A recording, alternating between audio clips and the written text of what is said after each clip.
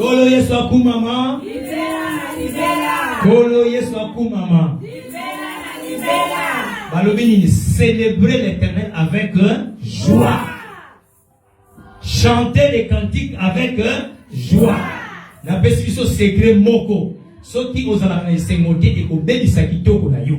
Nzamba sala teleba bien. Kolinga kate aux alakanamawa. Alléluia. Ne cherche pas à abîmer ta beauté. Ne cherche pas à abîmer les richesses que Dieu t'a données. Alléluia. Cherche à être dans la joie de l'Éternel. Quand le Saint-Esprit t'a envahi, quand le Saint-Esprit t'habite, il te plonge tellement dans la joie, à tel point que à tous les bien, à tous les l'autre côté, au petit camo meka poil, ni aux les caca, maman vraiment, à ça vous remettez à Liège. Alléluia. Moi, je suis dans la joie. Quelqu'un est dans la joie, il va acclamer le Seigneur. Et pendant ce temps, nous allons appeler l'homme de Dieu, le pasteur. Docteur Anis, c'est parce que quand il passe, acclamons fortement pour la gloire de Dieu.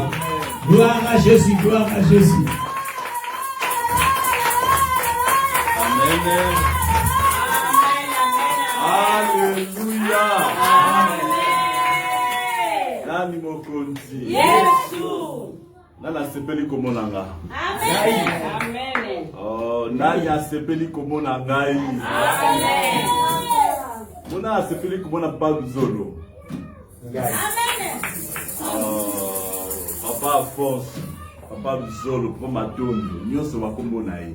Nana sepeli komona ye. Amen. Mona sepeli komona se Wilson. Amen. Oh, nana sepeli komona Mama Odette. Amen.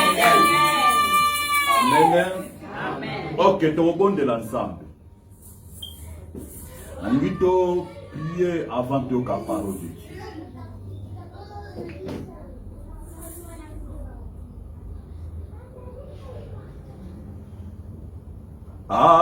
Alléluia, Amen. Amen. Alléluia, Amen. Amen. Alléluia, Amen. Amen. Amen. Alléluia. Oh, Alléluia, Amen. Amen. Alléluia, Amen. Alléluia, Amen.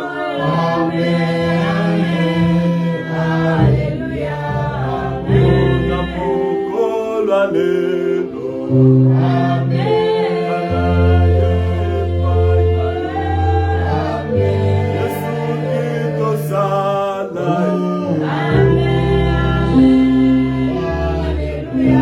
Oh, yes,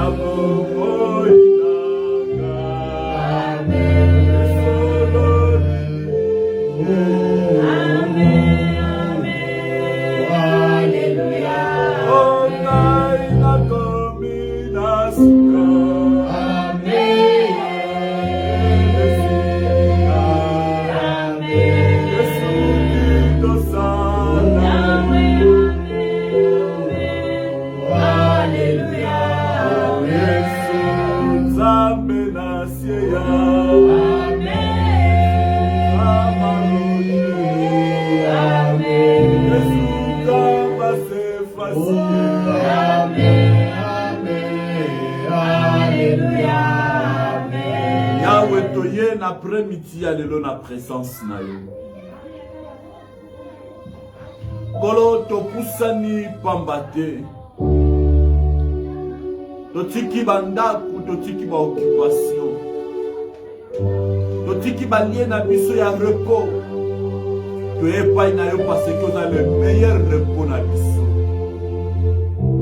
C'est pourquoi to pusani liboso na yo le vivant d'Israël. Yahweh salanga lokola instrument ndenge osalelaki bato na kala mpe bato na nouvelle alliance. Molimo na yo oyo aya mpe oyo aza kati na eklesia oyo azokamba biso. Cher Saint-Esprit, yo nde oloba lakisa biso volonté na yo, oriente biso na vision na yo, bomba biso na nkembo ya maloba na yo, matoi na biso efungwana, miso na biso etala mpe mona les choses cachées na kombo na Yesu. Merci Seigneur Jésus-Christ. Merci Seigneur Jésus. Amen. Amen. Ok, rapidement, tu retournes dans le candidat, il y a Luc chapitre 5, verset 12 à 15. Autant on a le manque vraiment. Luc chapitre 5, verset 12 à 15.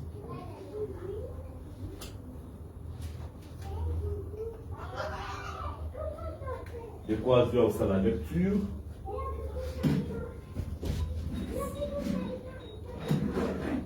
Luc chapitre 12, chapitre 5, verset 12 à 15. Nous lisons la parole du Seigneur. Jésus était dans une ville. Et voici un homme couvert de lèpre, l'ayant vu, tomba sur sa face et lui fit cette prière. Seigneur, si tu le veux, tu peux me rendre pur. Jésus étendit la main, le toucha et dit, je le veux, sois pur. Aussitôt, la lèpre le quitta. Puis, il lui ordonna de n'en parler à personne. Mais, dit-il, va te montrer au sacrificateur et offre pour ta purification ce que Moïse a prescrit afin que cela leur serve de témoignage. Pour ceux qui n'ont 14. Amen. Amen. Ok, tu fais un abisso.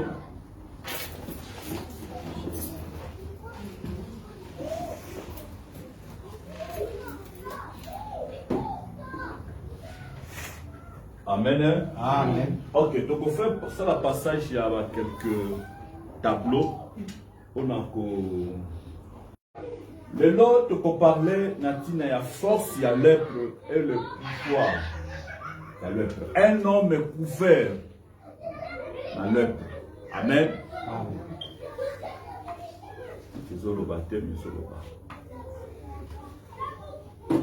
Amen. Amen. Un homme est couvert dans lèpre. Non, c'est pas là. C'est beaucoup. On fait un micro, on a mis à sa fille. C'est mieux, voilà. Ok. Un homme est couvert dans lèpre. C'est-à-dire que pour parler, il y a force, il y a lèpre et le pouvoir. Force et le pouvoir de lèpre. Amen.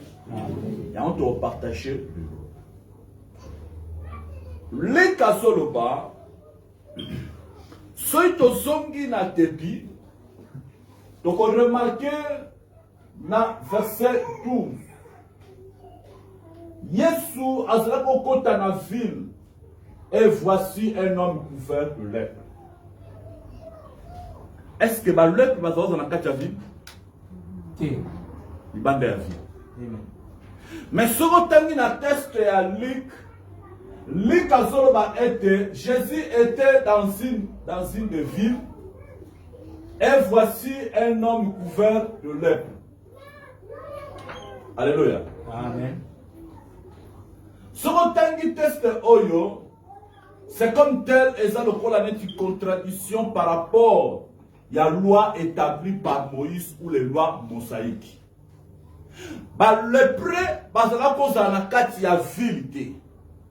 Le prêt, parce que cause à l'ibanda ya ville. Là dans la bien. Mutakomaki évangile de Luc. N'engé théokola qui na théologie. Mutakomaki évangile de Luc. Azalaki un médecin. Yebe mutakomaki Actes des apôtres.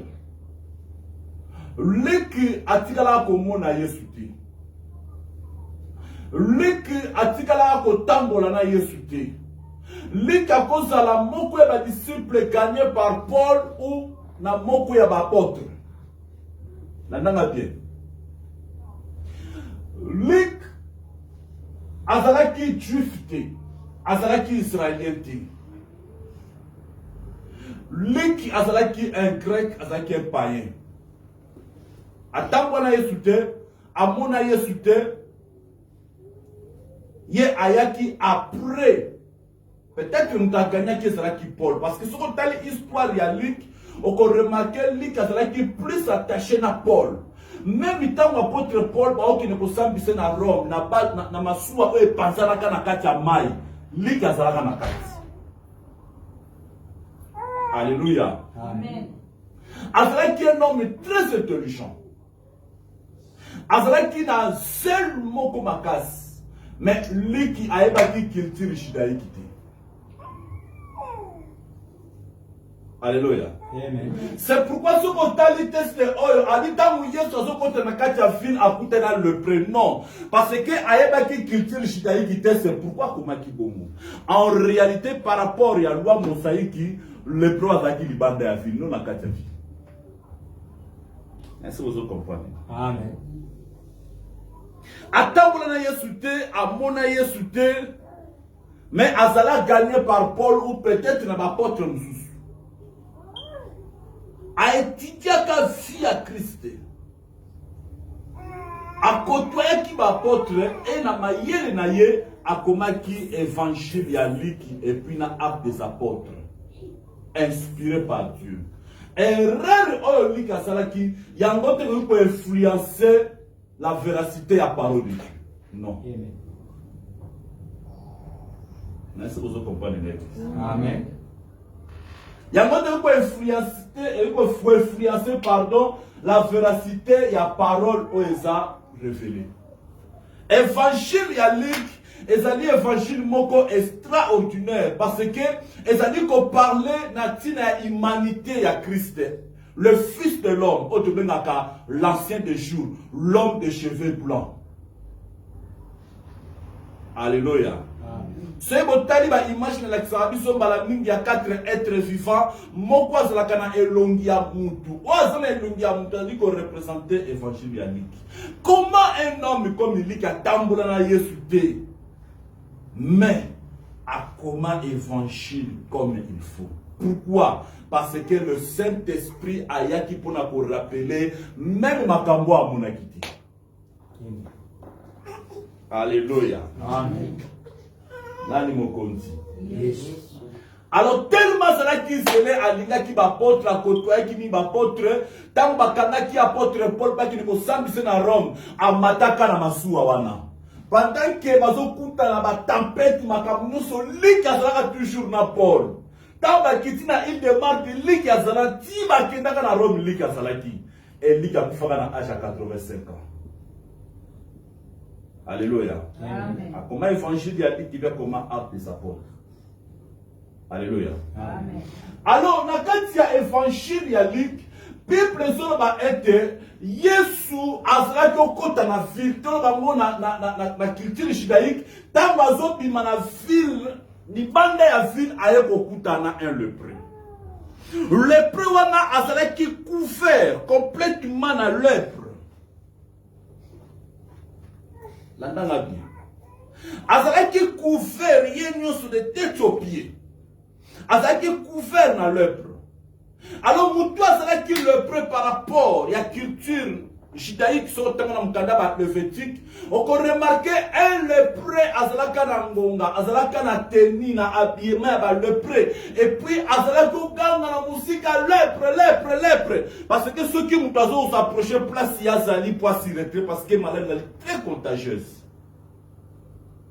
Alléluia. Amen. Alors le préwana c'est quelqu'un qui a abandonné, il bandait à ville. ata gangi mutakoyo kaya zate beaucoup qui ko approcher te beaucoup plus na pembe na été parce que maladie les a contagieuse mais jour wana amona qui fils de l'homme azala ko traverser na territoire na ye et pendant que le fils de l'homme a traversé na territoire na ye le pré wana a gangi na musika alors bi maître ezala na pitié na ngai ezala ki cri moko ya âme cri ya mutu aza abandonné cri moko ya désespoir et na mbala moko akimi mbangu aye ko prosterner na makolo ya Yesu et ko prosterner par rapport à la culture judaïque bazala ko sala mo et pas ya mutu aza supérieur ezala ki acte ya adoration te mais ezala ki acte ya kopesa lokumu ya mutu aza liboso na yo à se prosterner liboso ya Yesu. Est-ce qu'on peut mixer Yesu le bien na lingi? Bibelobi azu le boko na ye a posé mo likolo ya lepreux. Na mbala moko lèpre nyo ceci la ki. Mutu azala ki couvert na lèpre complètement lèpre si la ki. Et tant lèpre si Yesu a dit ki ne ko luka na nzambe. Ke ne ko luka bango et puis pesa offrande na yo. Alléluia. Amen. Zamba honorera toujours service sacerdotal. A honorera toujours bateau ya tomboli. Ata sali mutu wana bolam na kosoye akomemaye toujours na église. C'est pourquoi le bien est n'abandonnez pas vos assemblées comme les cultures des autres. Alléluia. Amen. Et ça lecture tout le temps. Amen. Alors lèpre en réalité ezalaki nini? Lèpre en réalité ezalaki nini? Prêtez attention à mon ezali très important. Lèpre en réalité ezalaki nini? Mutu oyo azalaki na lèpre. Soki loboko na ngai oyo nyonso eza na lèpre. Soki par exemple bozwi mbeli, landanga bien. Bando kata loboko na ngai oyo eza na lèpre na kosentir yango te. Mutu aza na lèpre aperdaka sensibilité. De soki loboko eza couvert na lèpre, ata bando kata yango na sentir te. Alléluia. Amen. En réalité, l'homme a sali composé dans 5 sens. Maintenant bien. Tout ça dans 5 sens. Il y a l'émotion des musu. Il y a l'ibale matoy. Munoko. Zolo. La touche. Logo. Touche. Alléluia. Dans 5 sens, on a tient un tableau. On peut remarquer la différence entre sens et touche. Dans la bien église, vous avez dit que nous avons dans 5 sens, on a tiré un tableau. On peut remarquer ce qui est mis sur le koufi. Mouton a sous-souté. Mais sens et touche, ils ont continué toujours. Donc, le sens il y a mis sur les amis limités pour la voyance. Alléluia. Sans y a les toys, ils ont limité pour la écoute. Mais sans y a touche, ils ont couvert l'accord na biso mobile. Mandanga bien église. Touche. Et ça a été pour la loboko. Parce que tu es symbole à loboko. Mais corps na biso mobile, ils ont un sens y a touche. Alléluia. Pourquoi ils allaient revêtir la sens ya touche, la sensibilité wana? Parce que ce qui corps et pour ça ni pembe ni a moto, au mona corps et pour ça nini, ils ont signalé l'homme que aux a dit qu'on s'approchait na danger. Bon côté. Place une moto ezali. Ce qui attend mis sur nos monatés. Mais sans si on est en accord na biso et ko signalo que keba ozo vous approcher na danger. Alléluia. Amen. Même ceux qui ont place de température et na semakas. Et tant ozo contre la température ou na malib. Ou est na C à 0, on peut remarquer et ko signaler corps. Au mon accord que ba kezo qu'il na danger. Alléluia. Et sens ya touche, ezali très important. Na sens où ezali matériel et puis ça est spirituel. Landanga bien église, on a solo ba awa. Alléluia. Amen. De temps où on a na danger à moto, na ko sentir température voilà, na ko s'éloigner. Pourquoi? Parce que corps nangai ezana se a couverture ya sensibilité. Et sensibilité à touche.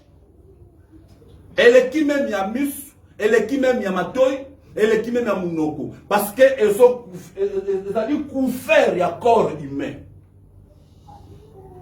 Alléluia. Amen. C'est comme toi, ça qui n'a lèpre. Ce qui ont vu le bon qu'on a au quartier, tiens, on a moto à sentir. Oui. On tient à tirer le bon qu'on a moto à sentir parce qu'elle a couvert la lèpre. Sensibilité, ça et ça l'a dit. Alléluia. C'est comme Bible sur le bas, et c'est là qu'il a un nom, mais c'est là qui couvert la lèpre. C'est-à-dire des têtes aux pieds, avec qui n'a fait à couverture, il y a lèpre. C'est-à-dire na vie na ye sensibilité à ta mot pour ça ça là, Alléluia. Amen. Attention quand on a danger à moto. Corps n'a pas signalité parce que Asa est sensible. Moi corps est signalé. Ata mali les amakasi. Ya ofini kafunga te. Ini mozo kamali mazo kamali liti. Na sebo so comprendre ngai. Amen. Alléluia. Amen. Aso yo kamali liti. Mais mali les salini et so pénétrer. Amen. Amen. Alors, Moutou, oya sera qui n'a fait à couverture, ya lèpre. C'est-à-dire, n'a kati na ye sensibilité, ça la qui au salati. Alors, tu là un peu. Tu là un peu. Natina ya une sensibilité. Alléluia. Amen. Natina est sensibilité. Et sensibilité, c'est manque il y a émotion, manque il y a pitié, manque il y a sentiment, manque de bonté, manque d'amour, manque de compassion, égoïsme, inconscience. Alléluia. Donc, Moutou Oyaza est sensible. Na synonyme na ngo ba pesa ngo ba caractère o nyonso.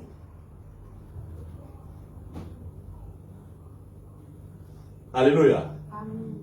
Alors mutu oya sala ki couvert na lèpre. Lèpre so symboliser na présence ensemble. Lèpre c'est-à-dire qu'on symboliser symbole ya péché. Alléluia. Lèpre, c'est-à-dire qu'on symbolisait le symbole, il y a péché. Pourquoi? Nous sommes besoin d'enseigner Bisso. Moutoua, c'est-à-dire couvert n'a péché. C'est quelqu'un qui est insensible spirituellement. Alléluia. Moutoua, c'est-à-dire couvert n'a péché. Ce qui Saint-Esprit a son bana finaye.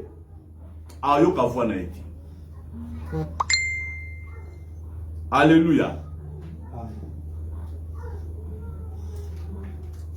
Ce qui Saint-Esprit va dire qu'on agit dans l'église, à sentir de l'autre côté.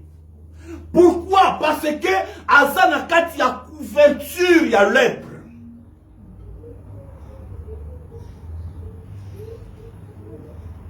Alléluia.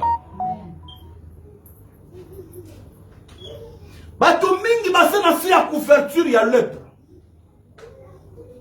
Basanga pitié, basanga mawa. Basaba égoïste. C'est-à-dire batala akaka bango. Bolingo ezate. Ato salie malamu meso le belelo côté. Hein? Ata sungiye. Ata tumbi loboko no la moto pona mutuana. Mais ça nini? Et le belelo côté parce que aza insensible. Aza couvert na lèpre. Lèpre eya kapwe longola biso sensibilité. C'est pourquoi les autres correcteurs comprendre que mokili ndenge tozo kende na niveau to koti na mokili ezali parce que ba gouverneur ya terre bazali na se ya couverture ya lèpre baza ba insensible bazanga amour bazanga pitié. Alléluia. Amen. Alors les prévoyants seraient qui couvert. Ata a poussé du pembeni à moto à sentir moto. Ata a poussé du pembeni à danger à sentir danger. C'est ça le péché. Le soum qui est là qui nous a monté. Le col à manteau. Ata mutuana zo kene na kufa. A ko sentir te ka zo kene na fa parce que dans la couverture il y a lèpre. Alléluia. Bato mingi bakuma ba sensible na kati ya église. Même le Saint-Esprit a traversé, a coopéré, a loba, a agir, a libéré. Au monde muto yaki na kati ya église alobina yaki na église mais na sentir eloko mon côté. Au sentir de parce que dans la couverture il y a lèpre. Alléluia.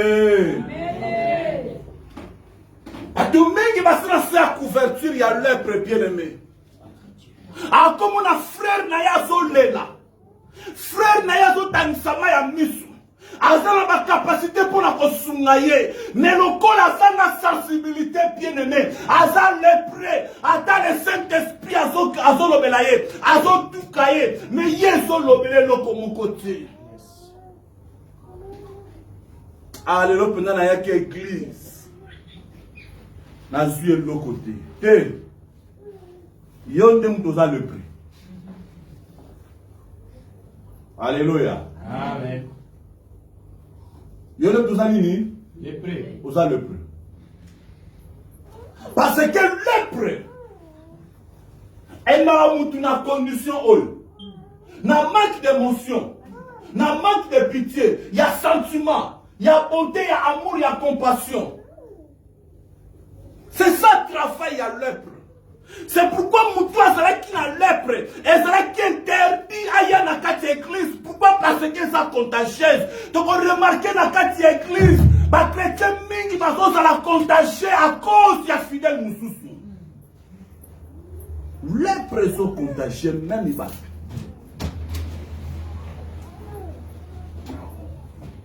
Alléluia. Amen. Est-ce que vous comprenez mon nazoloba?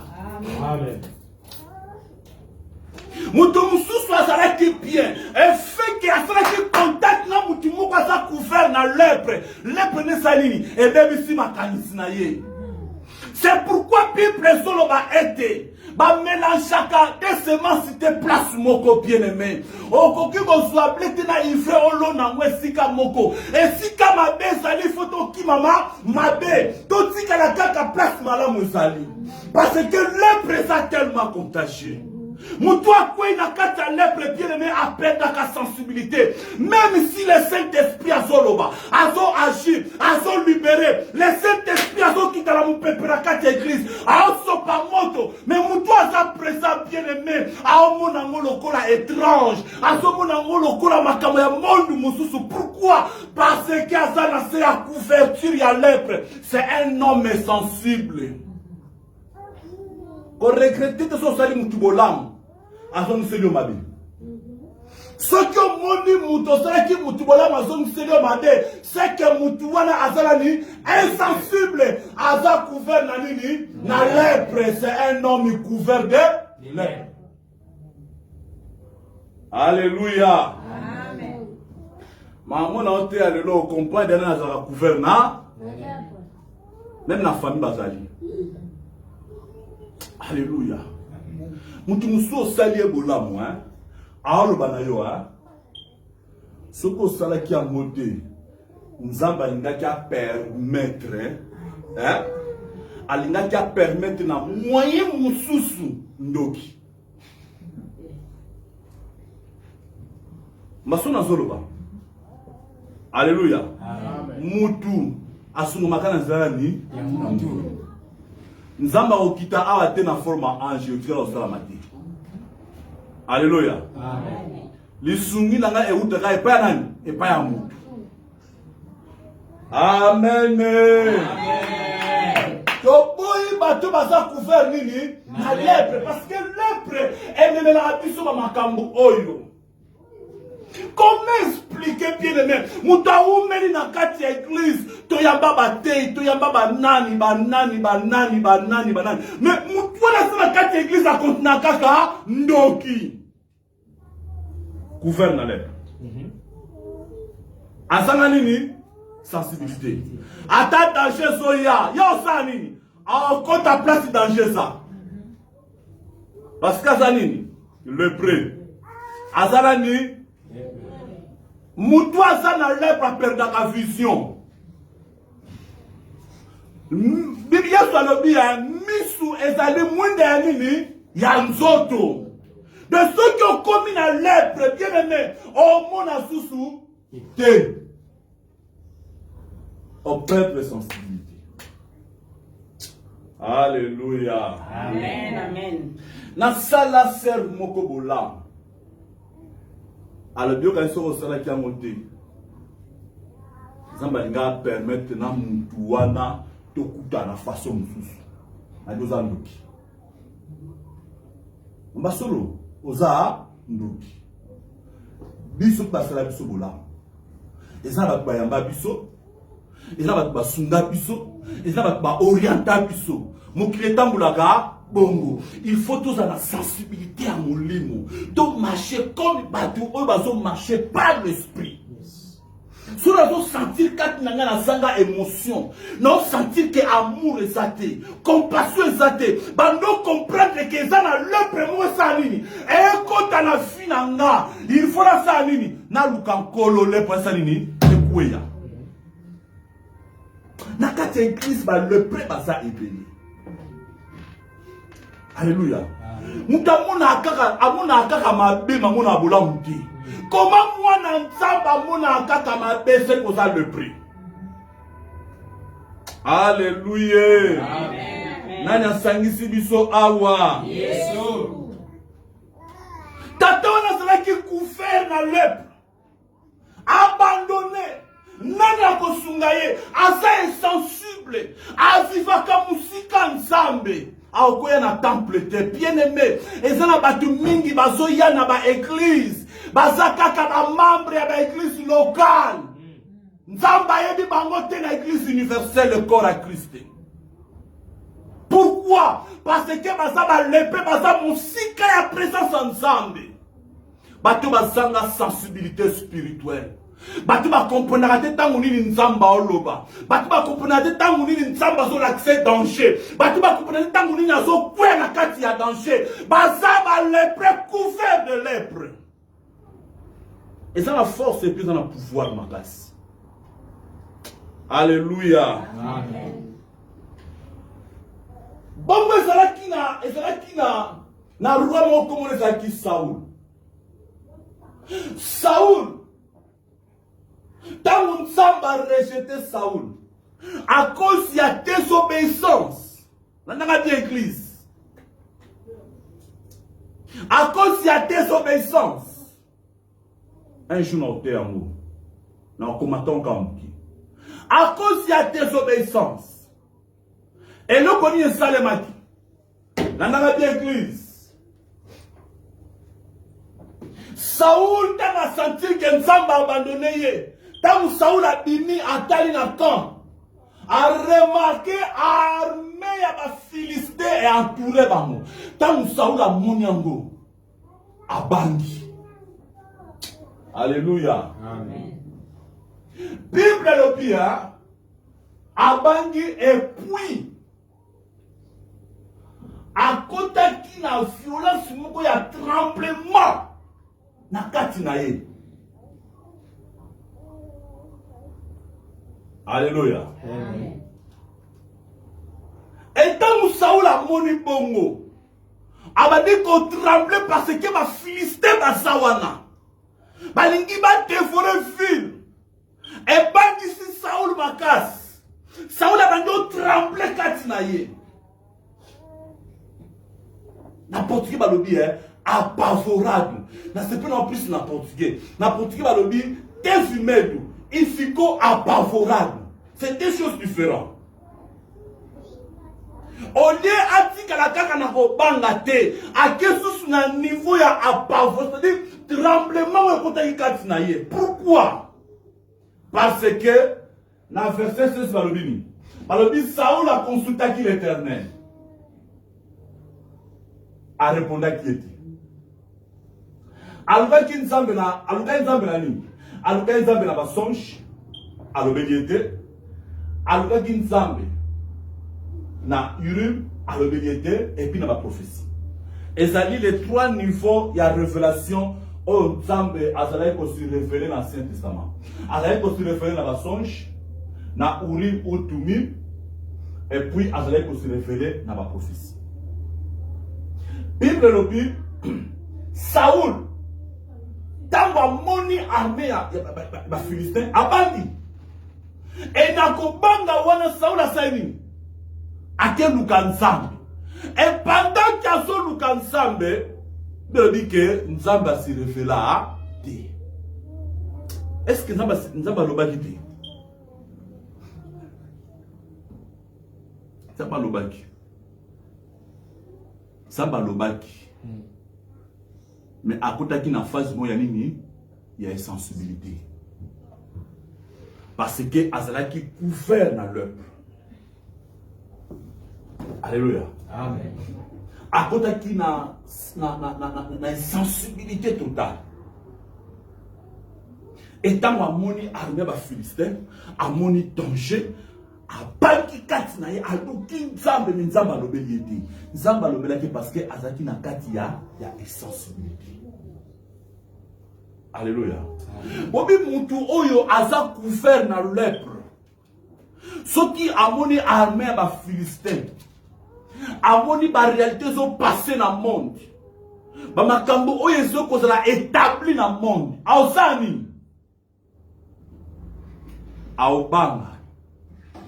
Mais pendant que yo zo banga, na mana nzamba osani aoluba. Alléluia. Dans la temps où tu es vivre, dans l'église, tu as la sensibilité, ma casse.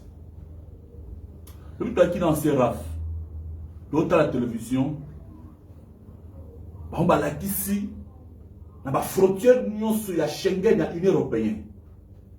Mon union sera déplacée, il faut un test de la corona. Dans la canison, il y a un test de la corona qui est offert. Tu as offert l'été, facture 46 €. Après ce qui 2 mois. Vous comprenez? C'est que ça la test, on a 46 €. Au niveau de France, 46 €. Au niveau de Hollande, 46 €. Au niveau de Wapi, 46 €. Alléluia. Est-ce que vous comprenez tes faces unies de côté? Alléluia. C'est le temps l'église qui fait qu'on a la sensibilité totale. Tout le monde a dit que pandémie où ils ont frappé mon kili et où tu n'as beaucoup y a pas na caïen. Mais il faut donc comprendre que l'Éternel notre Dieu a se caché à peine à ténèbres. Et Nzamba est capable de manipuler le coronavirus afin que la prophétie soit sama. Et ça dit ta sensibilité. Il y a ton camarade lèpre bien-aimé.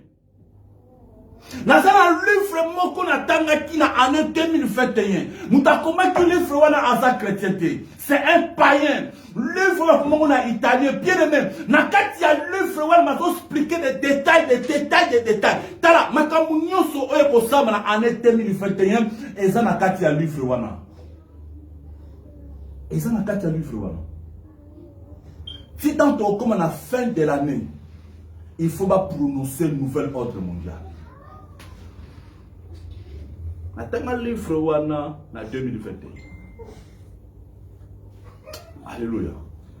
Et ça terme vous êtes sensible. Hier sur le bas qui n'attend de la fin vous avez la peste, la maladie. Nzamba abomba matin na mobili. Sous bien moti. Azali maître à ténèbres. A comme manipuler les choses de ténèbres afin que la prophétie kokisama. Tout ça na era de part. Tala pona ba Israélien ba bima na boumbu na Égypte. Ezala ki moment où nzamba za otinda nini. Atinda le jugement. Atinda ba maladie. Et tant que sili, ça qui era de délivrance. Bien aimé, il faut tous la sensible. Vous avez une ère de délivrance de l'église. Alléluia. Amen. Nani mokonzi. Yes. Saoul. Amona ba Philistin à Banga. Toko Banga t'es bien aimé. Malgré des choses horribles, et ça s'est passé dans la terre. Mais puis ça to Banga t'es. Il faut toujours à l'écoute. Tant que tu banga. Attends ça, le bédé. Ça ni. Ah, yo kati. Pour azana kati ya banga. Alléluia. Alors, bien aimé.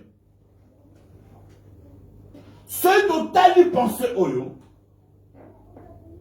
Donc, on remarque, Moutoua, c'est là qui couvert la lèpre. Dans le bien que lèpre est contagieux. Moutoua, c'est là qui a lèpre, a la sensibilité à ta moukiété. Lèpre est attiré à Kabatu, benda Kabatu. Et puis, lèpre est maramoutou, une distraction totale. Alléluia. Tala, nazota la vidéo matinée na WhatsApp. Batumi ba bazo kima mbamba o kima na néant et loko zaki. Bana ceux qui sentent bazo kima. Ba o bazala koya ba moni bazo kima bite salini to kima raka. Mais bazo kima et loko za na moti. Basani Bakim. Nathalie so mususu batumi bale baté bota likolo. Oh. Bazo kama. Batumi so basala ki mo sani. Bazo mukaba batela eloko batema sani ni. Ba mo ne loko ti. L'homme azali attiré. L'homme azali a la facilité à la contagion. L'homme a la facilité à la distraire. Et l'homme a très curieux. C'est pourquoi lèpre et marabi sont la distraction. Et ça le cola, batota du colo. Et ben dar attention là-dessus. Alléluia. Alors, mon toit est là qui couvert dans lèpre. Sensibilité à ta moko est là qui dit. Mais tant que Christ a continué à territoire, il y a le préwana. Tant que le préwana a moni Christ, a moni l'homme juste à traverser, le fils de l'homme, a télé à banyo bêta cri, maître Sala na pitié nangai. Yesu a tellement pourquoi? A tellement pour habiter le préwana. La nanga bien église. Et tant va se prosterner la présence de Christ. Bible l'objet. Yesu a soit le bon qu'on a yé. A posango likolo ya lépreux. La nanga église. A posango likolo ya lépreux. Lépreux va se qui couvert na lèpre. Un homme sensible. A encore sentir l'eau comme mon côté. Mais Christ a sur le bon qu'on a yé. A posango likolo ya mutu aza sensible. Alléluia. La lingina yebisa biso na premiti ya lelo. Biso tozali de seule créature on nzamba créa. Asala mona parole te masala mona touche. Ah, on va comprendre. Nalobi, être humain, asa les seules créatures, asa les seuls ékelam, oyo nzambe asalaka na parole te. Mais nzambe asalango na touche. Asimbaka mutu po na créer mutu. Alléluia. Et tant que le prêt approché pas naïe, a déclaré parole de ma touche. Prêtez attention au lo ba awa. Na création tant nzambe linga la soleil. Il fallait tala likolo. Alors bien te étoile bima, soleil bima, la lune bima. Tant que tala mabele, alors bi mabele bimisa ba espèce nyoso ba nzetina ba nyama. Tant que tali na ebale, asuma na ebale ete abimisa espèce nyoso ba mbis. Alléluia. Amen. Mais tant que comme que tour ya mutu, nzamba loba kite. Mais nzamba sala kini. Asui poto bandi ko salam. Alléluia. Amen. Et pas il a le prêt à déclarer, mais pas il a le prêt à toucher le prêt. Tout ça va seule créature. On va toucher. Et puis biso peut tout ça la possibilité à toucher. Amen. Alléluia. Amen. Il est merveilleux. Amen. Nous sommes comme qui tourne à Kosala Moutou. Aswa Mabeli. Tala, nous avons un test à bien. Nous avons bien. Dans Genèse, dans chapitre 2, dans verset 6. Bible le bia. Et ça n'a vapeur moko. Oye Sarakini. Oye kitaki pendant la nuit. Nous avons un langage terre à terre. Et ça n'a mboula et beta makina boutou. Pour nous requêter dans 6e jour. Vous savez dans l'église. Mais vous savez ce qui pour nous. Pour nous construire ma belle et comme ça mon poto. Et tant que ma belle comme poto, nous avons su quoi qui peut toucher.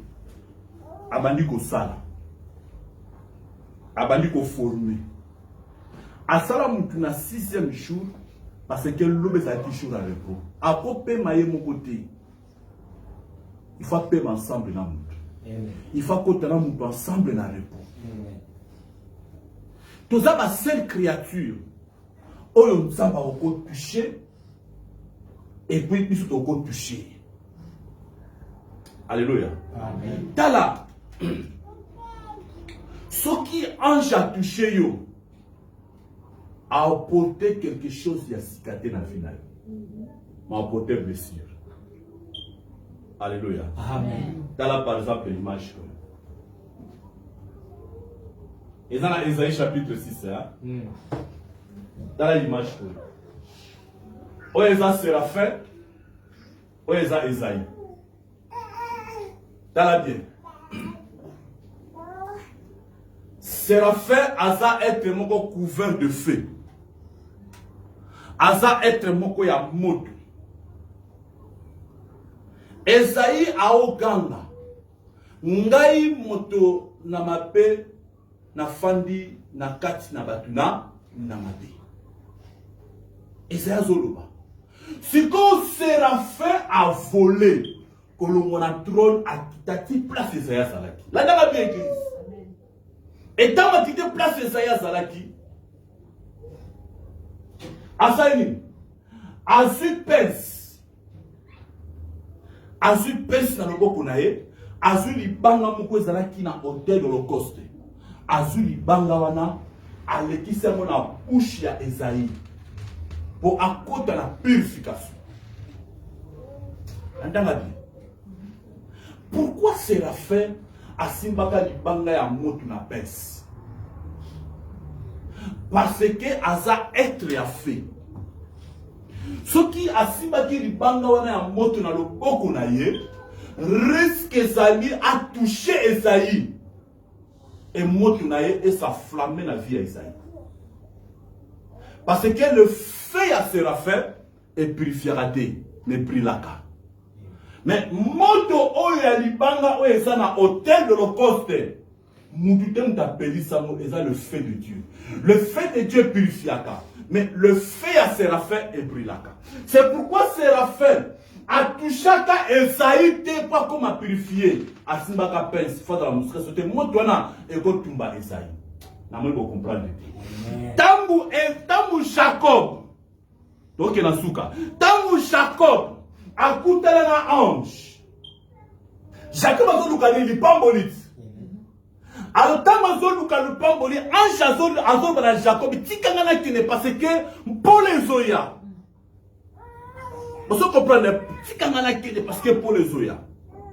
Parce que ezala ba ange mususu ba continue na dimension oyo, azala ba air. So ba pesa qui est inner fa quitter.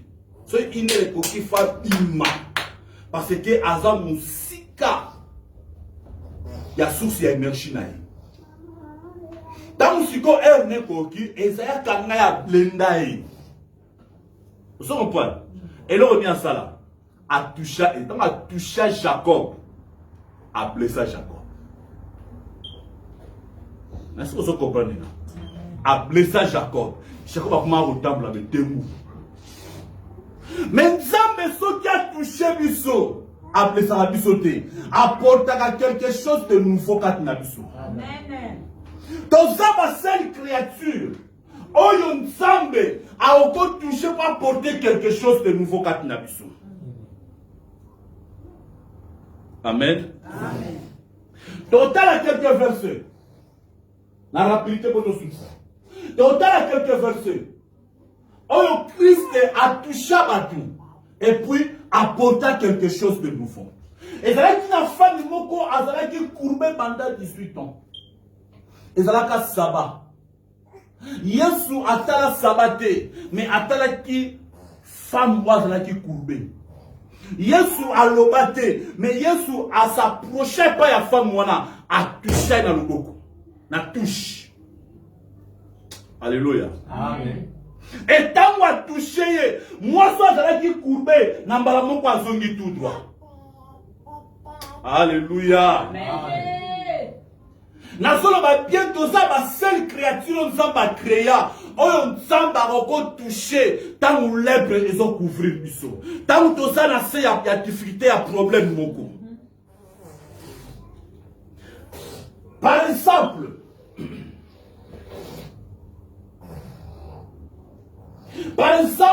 ezalaki na ndeko moko oyo azalaki omona azalaki aveugle. Yesu azwa so ya sala potopoto aya atusha misu na ye. Asimba ngo na loboko na ye etant que créateur. Alléluia. Amen. Mwana Jairus kwa sekwa. Tango akoti na ndaku ya Jairus. Asimba mwana Jairus na loboko. Alléluia. Amen. Et tant que touché mwana Jairus a lobi talita kum. Telema. Veva naï. Azalaka na mwana mu. Na moma ya nseba kinoko kunda mwana. Yesu azwa na cortège na ye. Akutana na veva naï na zela atusha cercueil. Mwana wana sipa. Beaucoup remarqué, tant qu'on a créé les anges, Zambazara qui ont déclaré à Zoloba que tous les êtres célestes va salama. Ba salama donc qui est bien en malamoko. Alléluia. Amen. Mais tant que comment tout y a mou, Zamba qui t'a pas touché. Beaucoup remarqué même Ézéchiel. Pour la transporter, il fallait la main, il y a touché à Nzambe. Et qui t'a Nicolas Ézéchiel est touché. Amen. Et tant que touché à Ézéchiel, et soit Ézéchiel est transporté à Shoah. Shoah, les amis, ils ont dit place Hitler à Boumakabachuf. Et c'est quel temps le beau Nzambe ya du corona a salaka transporté na esprit. na touche ya Nzambe. Alléluia. Alors pourquoi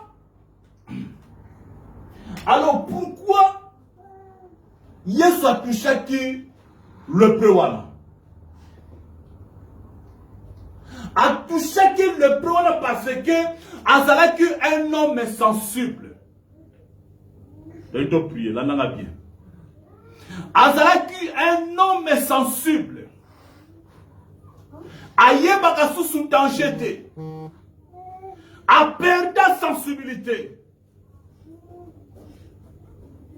Moutoué azanga perte ya sensibilité, c'est quelqu'un qui azanga amour, azanga pitié, azanga miséricorde. Alors les preuves qui gouvernent la lèpre, c'est quelqu'un qui est sous consensualité. Il fallait les créateurs, on a créé qu'il fallait toucher, à transmettre la sensibilité. Alléluia.